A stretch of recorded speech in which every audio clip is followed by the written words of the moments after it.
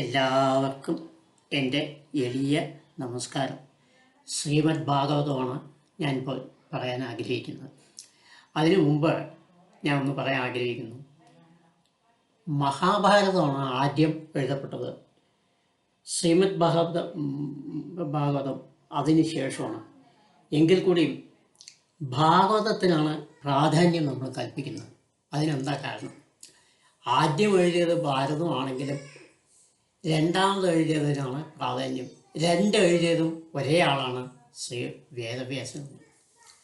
അതിന് പ്രധാന കാരണം ലോകം ആദ്യമായി അറിയുന്നത് ഭാഗവതത്തെയാണ്, ഭാരതത്തെയല്ല. ഭാരതം വേദവ്യാസൻ എഴുതിയെങ്കിൽ കൂടി അതവിടെ നിന്നു.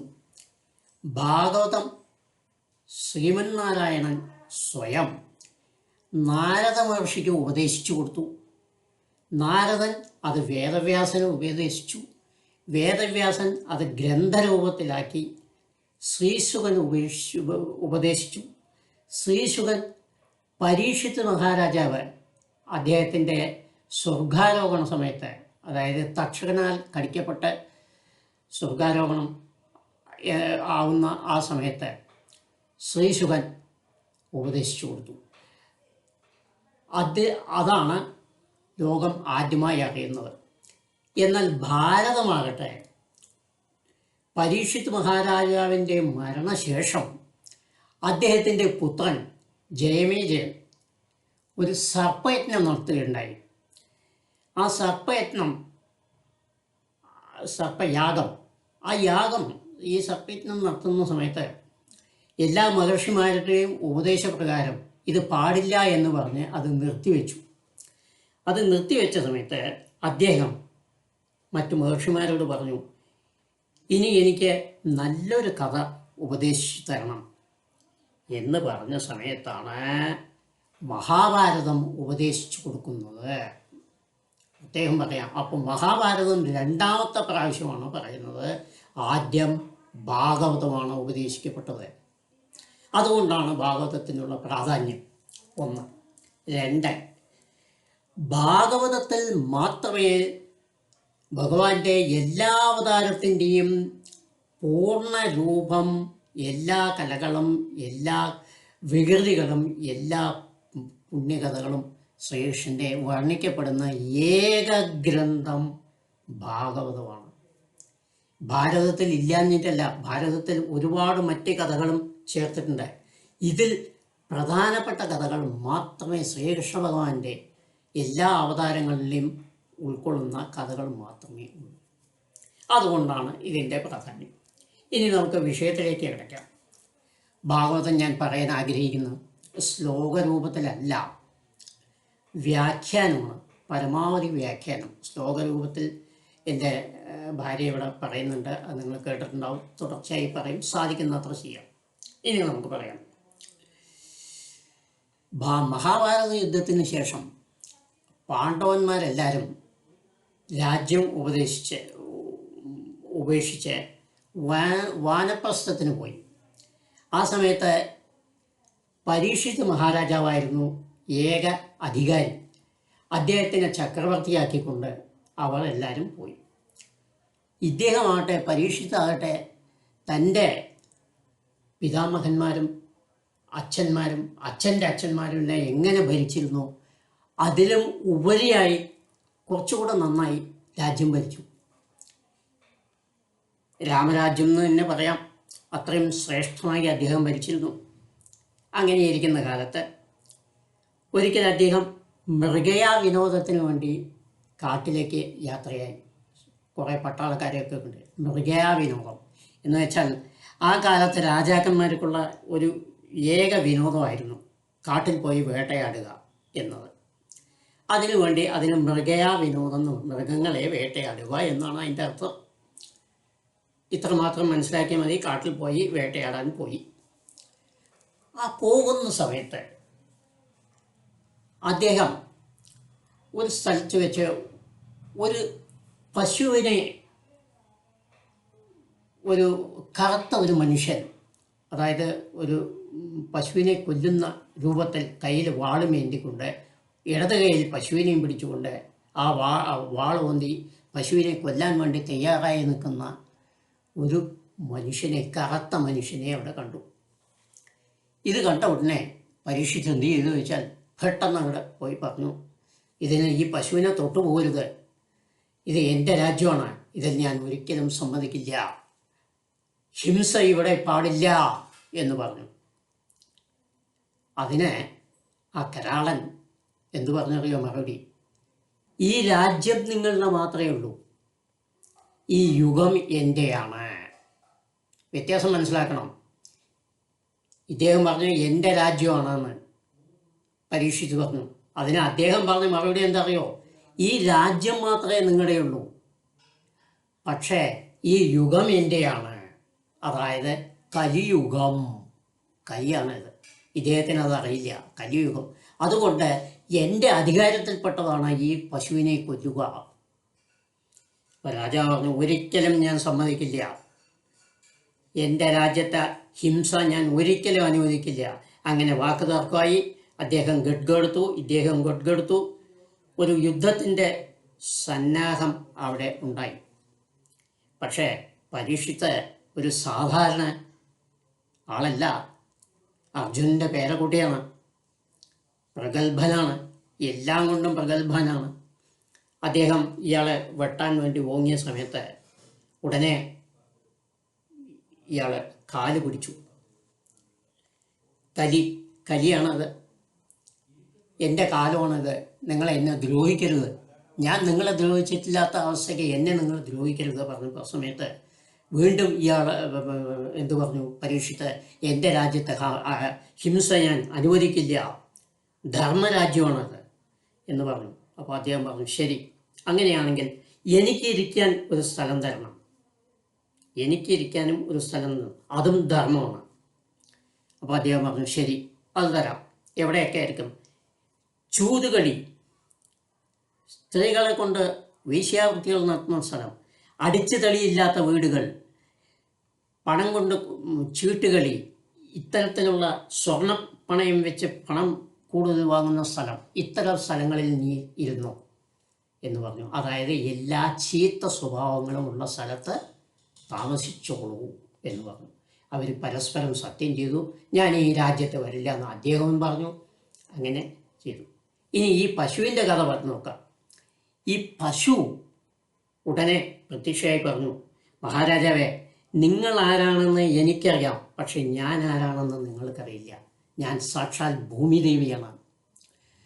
ശ്രീകൃഷ്ണൻ സ്വർഗാരോഹണം പോയ സമയത്ത് കലിയുഗം ബാധിക്കപ്പെട്ടു.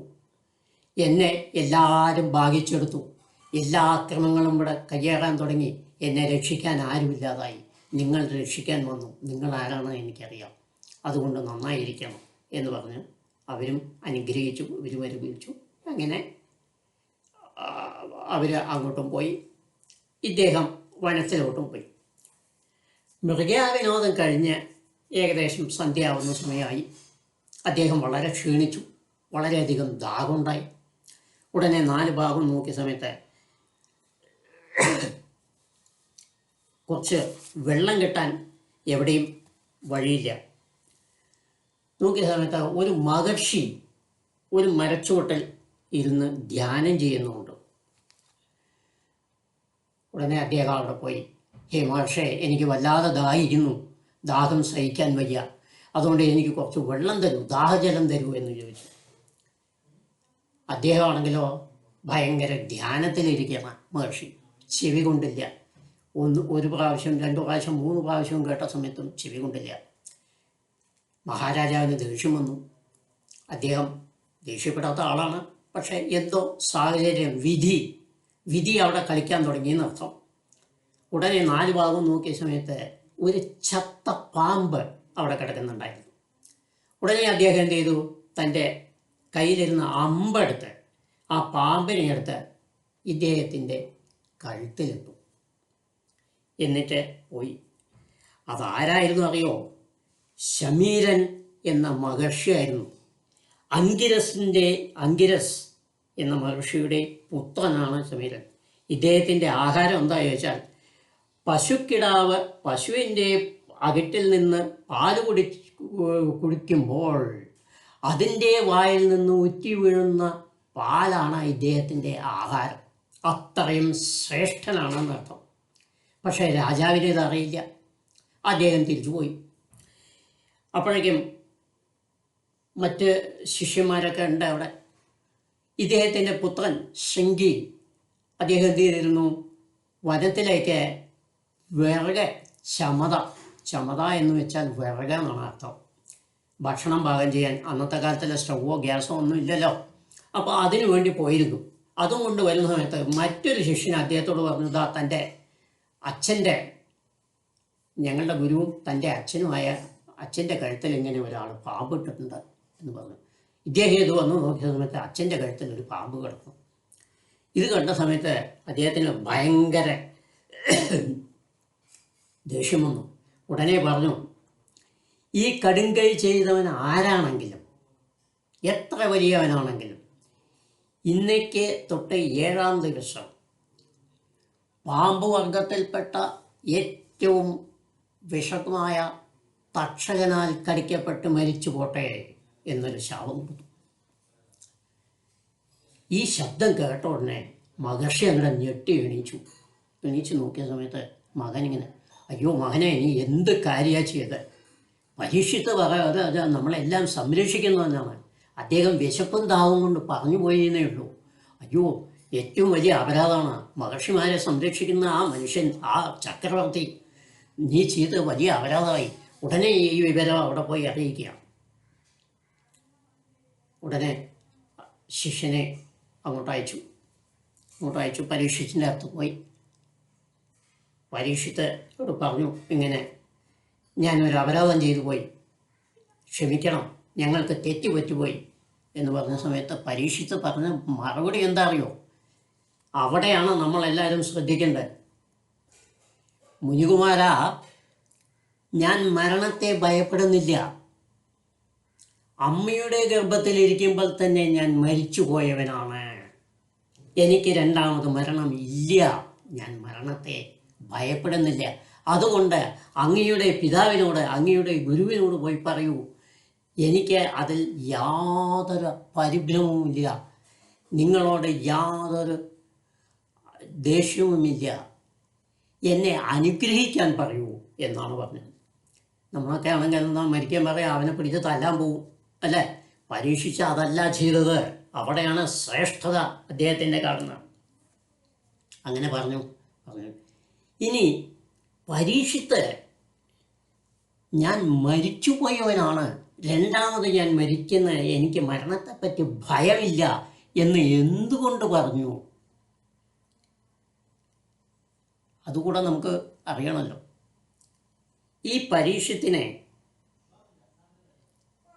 ഗർഭത്തിൽ ധരിച്ച സമയത്ത് അശ്വത്ഥാമാണ് ദ്രോണപുത്രനാണ് അശ്വത്ഥാമാണ്. അദ്ദേഹം എന്ത് ചെയ്തു ചോദിച്ചാൽ, ദുര്യോധനൻ്റെ വലങ്കയ്യായിരുന്നു അദ്ദേഹം. അപ്പോൾ ദുര്യോധനെ പ്രീതിപ്പെടുത്താൻ വേണ്ടി ബ്രഹ്മാസ്ത്രം ഉപയോഗിച്ച് ഈ ഗർഭത്തിൽ കിടക്കുന്ന ഈ കുഞ്ഞിനെ കൊല്ലാൻ വേണ്ടി ബ്രഹ്മാസ്ത്രം ഉപയോഗിച്ചു. ഇത് അറിഞ്ഞുകൊണ്ട് സാക്ഷാൽ ഹരി തൻ്റെ സുദർശന ചക്രം അയച്ച് അതിനെ രക്ഷപ്പെടുത്തി. അപ്പോൾ ഇവിടെ ഒരു ചോദ്യം വരുന്നുണ്ട്. ഗർഭത്തിലിരിക്കുന്ന കുട്ടിയെ പ്രസവിക്കുന്ന സമയത്ത് മരിച്ചതായിട്ടാണ് പ്രസവിക്കുന്നത്. അപ്പോൾ ഇതെങ്ങനെ വരും? ഒന്ന് ബ്രഹ്മാസ്ത്രം, ഒന്ന് സുദർശന ചക്രം ഉണ്ട്. രണ്ടിനും ലക്ഷ്യമുണ്ട്. അതായത് ബ്രഹ്മാസ്ത്രം കൊല്ലാൻ വേണ്ടി അയച്ചതാണ്, അവിടെ മൃത്യു സംഭവിച്ചു. ഇദ്ദേഹം ജീവിപ്പിക്കാൻ വേണ്ടി അയച്ചതാണ്. അതുകൊണ്ട് ആ ജഡത്തിനെ രക്ഷപ്പെടുത്തി പുറത്തു വന്ന സമയത്ത് സ്വന്തം കയ്യാൽ ജീവൻ നൽകി. അങ്ങനെ പരീക്ഷിത് മഹാരാജാവിന് ജീവൻ. അദ്ദേഹത്തിൻ്റെ യഥാർത്ഥ പേര് പരീക്ഷിത്ത് എന്നല്ല, വിഷ്ണുരാധൻ. അതായത് ഭഗവാനെ എപ്പോഴും ധ്യാനിച്ചുകൊണ്ടും പരീക്ഷണം ചെയ്തുകൊണ്ടും ഇരിക്കുന്ന ഒരാളാണ് പരീക്ഷിത്ത്. ഗർഭത്തിലിരിക്കുന്ന സമയം മുതൽക്ക് ഭൂമിയിൽ പറഞ്ഞ സമയം മുതൽക്ക് അദ്ദേഹം അങ്ങനെ ചെയ്തുകൊണ്ടിരിക്കുന്ന ആളാണ്. അതുകൊണ്ടാണ് ആ പേര് സിദ്ധിച്ചത്. ഇനി അടുത്ത് നോക്കുക, തക്ഷകനാൽ ദംസമേറ്റ് മരിക്കണം എന്നാണ് അദ്ദേഹത്തിൻ്റെ ശാപം. അപ്പോൾ ഉടനെ എല്ലാ മഹർഷിമാരെയും വരുത്തി ഇനി അടുത്ത എന്താ ചെയ്യേണ്ട പരിപാടി എന്ന് നോക്കി. സമുദ്രത്തിൻ്റെ നടുവിൽ തക്ഷകൻ വര പാടില്ലാത്ത വിധത്തിൽ, സാധിക്കാത്ത വിധത്തിൽ ഒരു കൊട്ടാരം പണിതു. അവിടെ താമസം വഹിച്ചു. മഹർഷിമാരെ കൊണ്ടൊക്കെ നല്ല ജപങ്ങളും അതും ഇതൊക്കെ നോക്കി. തക്ഷകൻ വിവരം അറിഞ്ഞു. തക്ഷകൻ അങ്ങോട്ട് പുറപ്പെട്ട സമയത്ത് ഈ സമുദ്രം കടക്കണം, എന്നാലേ അവിടെ എത്താൻ പറ്റുള്ളൂ. അതിനെന്താ വഴി? ഇങ്ങനെ ആലോചിച്ചുകൊണ്ടിരിക്കുന്ന സമയത്ത് ഒരു ബ്രാഹ്മണൻ ഒരു വഴിപോക്ക രൂപത്തിൽ വരികയാണ്, കയ്യിൽ കമണ്ടലൊക്കെ ഇട്ട്. ഭിഷഗ്വരനാണ് അദ്ദേഹം. അപ്പോൾ തക്ഷകന് മനസ്സിലായി ഇതാരാണ്, സ്വന്തം പിതാവാണ് കേട്ടോ, അത് വേറെ കാര്യം. സ്വന്തം പിതാവാണെന്ന് ഇദ്ദേഹത്തിന് അറിയാം. അപ്പോൾ അദ്ദേഹം തക്ഷകൻ ചോദിച്ചു, മനുഷ്യരൂപത്തിൽ വന്ന് ചോദിച്ചു, ഹേ പിതാവണ, നിങ്ങൾ എങ്ങോട്ടാണ് പോകണം? അപ്പോൾ പറഞ്ഞു, ഞാൻ ഇങ്ങനെ തക്ഷകനാൽ കടിക്കപ്പെട്ട് പരീക്ഷിത് മഹാരാജാവ് മരിച്ചു പോകുമെന്ന് പറഞ്ഞിട്ടുണ്ട്, അതിനെ രക്ഷപ്പെടുത്താൻ പോവാണ്, ഞാനൊരു ഭിഷഗ്വരനാണ്. ഓഹോ, എത്ര വലിയ വിഷവും നിങ്ങൾ ഇറക്കുമോ ചോദിച്ചു. ഓ, ഇറക്കും. അവിടെ ഒരു മരം ഉണ്ടായിരുന്നു, വൃക്ഷമുണ്ടായിരുന്നു. ഈ വൃക്ഷത്തിന് ഉടനെ ഇയാൾ കടിച്ച സമയത്ത് വൃക്ഷം അങ്ങനെ കരിഞ്ഞ് ചാമ്പലായിപ്പോയി. അപ്പോൾ പറഞ്ഞു, ഇതിനെ നിങ്ങളെ രക്ഷപ്പെടുത്തൽ. ഉടനെ അയാൾ മണ്ഡലത്തിൽ നിന്ന് വെള്ളം എടുത്ത് ജപിച്ച് അതിൻ്റെ മേൽ ജപിച്ചു. ആ വൃക്ഷം വീണ്ടും വന്നു. അപ്പോൾ തക്ഷകൻ അദ്ദേഹത്തോട് പറഞ്ഞു, നിങ്ങളത് ചെയ്യാൻ പാടില്ല, കാരണം വിധിയാണ്. വിധിപ്രകാരം അദ്ദേഹത്തിനെ ഞാൻ കടിച്ചേ പറ്റൂ, അദ്ദേഹം മരിച്ചേ പറ്റൂ. അത് നിങ്ങൾ തടുക്കരുത്, അത് വലിയ പാപമാണ്. നിങ്ങൾക്ക് എന്ത് വേണം? ധനം, ധാരാളം ധനം, അത് ഞാൻ തരാം എന്ന് പറഞ്ഞ് ധാരാളം പണം കൊടുത്തു.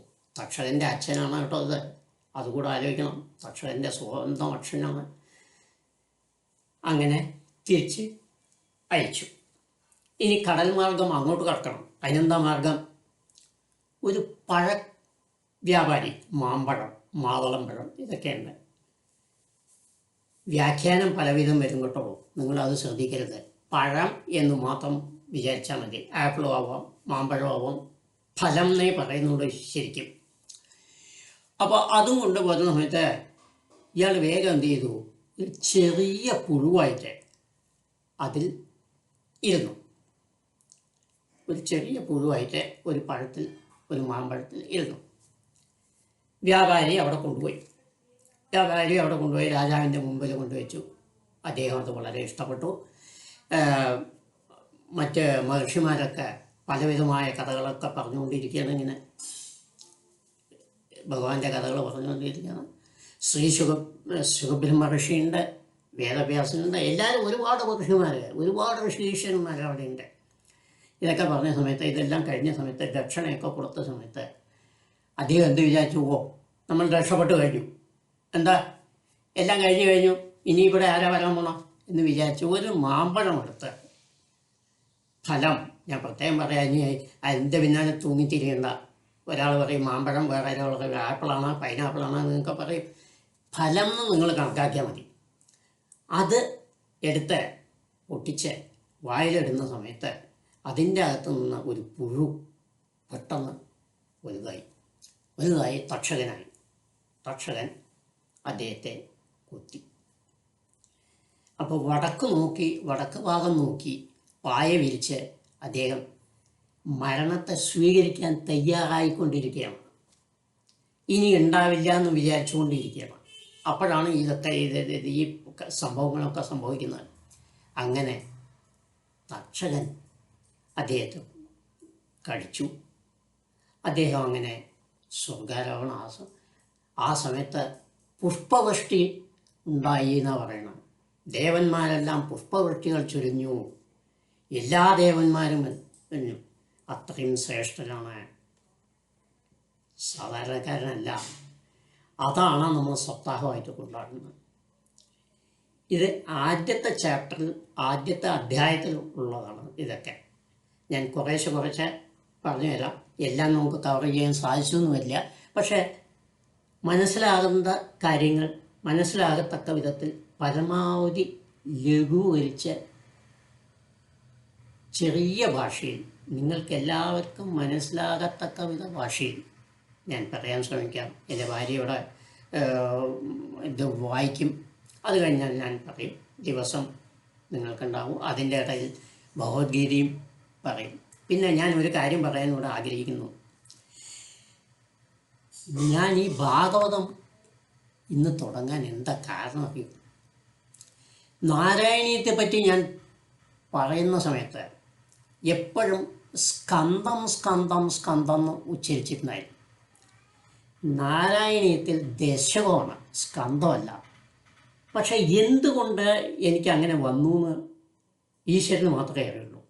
അതിനുശേഷം ഞാൻ ആ തെറ്റ് തിരുത്തി, സ്കന്ധമല്ല ഇതാണെന്ന്. പിന്നെയും എന്നെ മനസ്സിനെങ്ങനെ ഒന്ന് അലട്ടിക്കൊണ്ടിരുന്നു. അതിൽ നിന്ന് എനിക്ക് മനസ്സിലാക്കാൻ കഴിഞ്ഞാൽ ഞാൻ വിചാരിച്ചു, ഭാഗവതം എൻ്റെ വായോണ്ട് പറഞ്ഞ് ഭഗവാൻ കേൾക്കാൻ ആഗ്രഹിക്കുന്നുണ്ടായിരിക്കാം. മാത്രമല്ല, എൻ്റെ അഹംഭാവത്തിന് നിങ്ങളെല്ലാവരും ഇത് കേൾക്കുക, അതിലുള്ള തെറ്റുകളെ ചൂണ്ടിക്കാട്ടുക, അങ്ങനെ എനിക്കൊരു ചൊട്ട് തരിക എന്നുകൂടി ഭഗവാൻ നിശ്ചയിച്ചിട്ടുണ്ടായിരിക്കണം എന്ന് ഞാൻ വിചാരിച്ചു. അദ്ദേഹത്തിന് അങ്ങനെ ഒരു സന്തോഷം ഉണ്ടെങ്കിൽ അതിലധികം വലിയ സന്തോഷം എന്താ വരാൻ പോണെന്ന് എനിക്ക്. അപ്പം ഞാൻ നിരീക്ഷിച്ചു, ശരി, ഏതായാലും തെറ്റായാലും ശരിയായാലും ഭാഗവതം തുടങ്ങുക. എന്നെ കൊണ്ടാവുന്ന പറയുക, നിങ്ങളെ കൊണ്ടാവുന്ന വിമർശനങ്ങൾ വരിക, അങ്ങനെ ഭഗവാനെ എനിക്കൊരു ചുട്ടു തരിക, അദ്ദേഹം സന്തോഷിക്കുക. ഇതിലധികം സന്തോഷം എനിക്ക് ലോകത്തിൽ ഇനി ഒന്നുമില്ല. മറ്റുള്ളവരുടെ സന്തോഷമാണ് എൻ്റെ സന്തോഷം. എപ്പോഴും മറ്റുള്ളവൻ സന്തോഷിക്കണം, അതാണ്. ഇവിടെ ഭഗവാൻ സന്തോഷിക്കുന്നുണ്ട്, അതാണ് എനിക്കിഷ്ടം. നമസ്കാരം. സബ്സ്ക്രൈബ് ചെയ്യുക, എൻജോയ് ചെയ്യുക, തെറ്റുകളൊക്കെ ക്ഷമിക്കുക. നമസ്കാരം.